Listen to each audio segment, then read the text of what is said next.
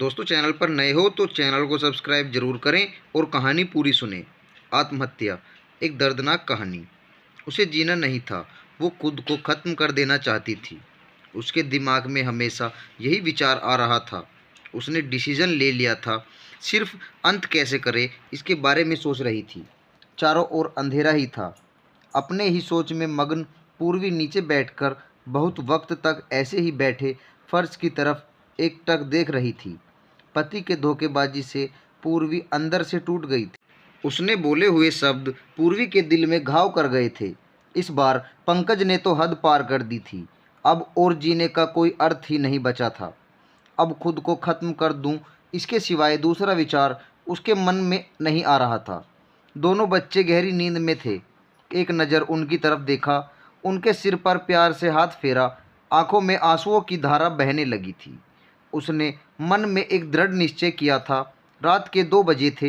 हर तरफ बहुत सन्नाटा था और वह धीरे से उठी और दूसरे रूम में गई।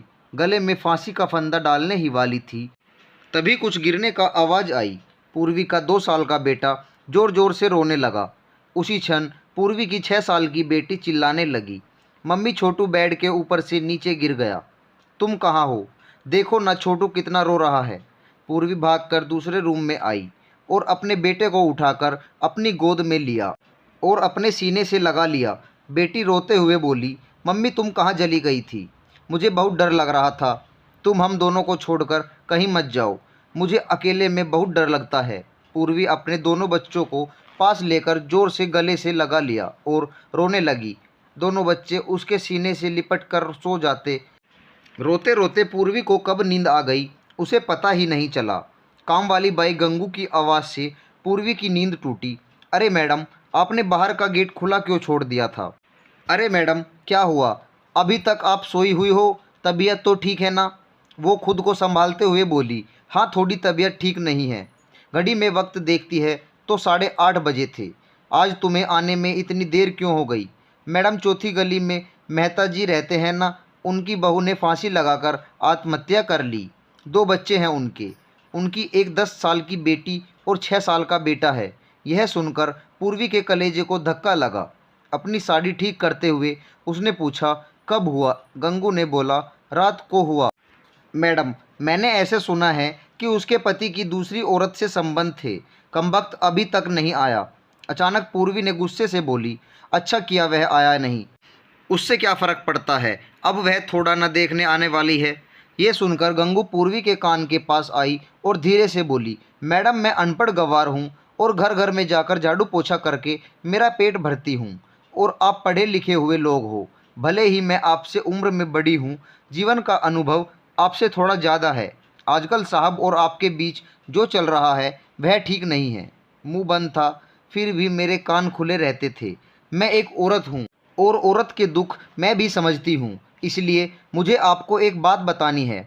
आत्महत्या यह कोई भी समस्या का समाधान हो नहीं सकता। ज़िंदगी में उतार चढ़ाव तो होते ही रहते हैं। इसका मतलब ऐसा नहीं कि आप अपनी जान दे दो। मैडम जी, कभी कभी आदमी अपना रास्ता भटक जाता है, पर अंत में घूमकर अपने ही घर वापस आता है। और जब नहीं आए तो भी क्या फ़र्क पड़ता है? आप किसके लिए मरना चाहती हो? जो आपको प्यार नहीं करता, जिसको आपकी थोड़ी सी भी परवाह नहीं हो। उसके लिए आप जी नहीं सकती। जो आपसे प्यार करते हैं, जिसको आपकी कदर हो, आपके माता पिता जो आपसे बहुत प्यार करते हैं, आपके बच्चे जिनको आपकी ज़रूरत है। गंगू का बोलना सुनकर पूर्वी की आंखों में से आंसू की धारा बहने लगी। पूर्वी गंगू को गले लगाकर रोने लगी। गंगू पूर्वी को पीठ पर से हाथ फेरते हुए सोफे पर बैठाती है और बोलती है, बुरा ना मानो तो एक बात बोलूं मैडम, खाली दिमाग शैतान का घर होता है। आप घर में बैठकर फालतू बातों को सोचते हैं। मैं आपके घर में काम करने के बाद में 9 से 3 इस वक्त स्कूल में झाड़ू लगाने जाती हूँ। वहाँ की प्रिंसिपल मैडम बहुत अच्छी हैं। आप तो पढ़े हुए हो। अगर आप बोलती हो तो मैं आपके लिए टीचर का काम करने का पूछूं क्या? आपका वक्त भी निकल जाएगा और मन भी लग जाएगा। इस पर पूर्वी चुप बैठी थी। कोई भी जवाब न मिलने पर गंगू बोली, मैं आपके लिए चाय लेकर आती हूँ। और गंगू काम करने लग जाती है। काम निपटा कर बोलती है, मैडम मैं जाती हूँ। उतने में पूर्वी उससे बोलती है, रुको गंगू, तुम स्कूल में मेरे लिए पूछना, यदि संभव हो तो प्रिंसिपल मैडम का नंबर मुझे लाकर दो। गंगू के चेहरे पर खुशी का भाव दिखा। गंगू पूर्वी के पास जाकर बैठी और धीरे से बोली, मैडम मैंने दूसरे रूम में बेड पर स्टूल रखा हुआ देखा था। ऐसा आप कभी भी मत करना। यह आपका घर है। इसे बचाने को आपसे जो हो सके वह कीजिए। बिना लड़े आपने हार मान ली। गंगू पूर्वी के हाथ अपने हाथ में लेकर बोली, मैडम एक फिल्म में एक हीरो ने एक डायलॉग बोला था, लड़ाई लड़कर जीती जाती है, मरकर नहीं, क्योंकि मुर्दे कभी लड़ा नहीं करते। गंगू हाथ नचाते हुए ऐसे बोलने लगी। यह देखकर पूर्वी को बहुत हंसना आया। गंगू का बोलना सुनकर पूर्वी का मन हल्का हो गया और उसे एक नई आशा की किरण भी दिखी। वह अलमारी में से अपने सर्टिफिकेट निकालने लगी। दोस्तों, पति पत्नी का रिश्ता यह बहुत स्नेही होता है।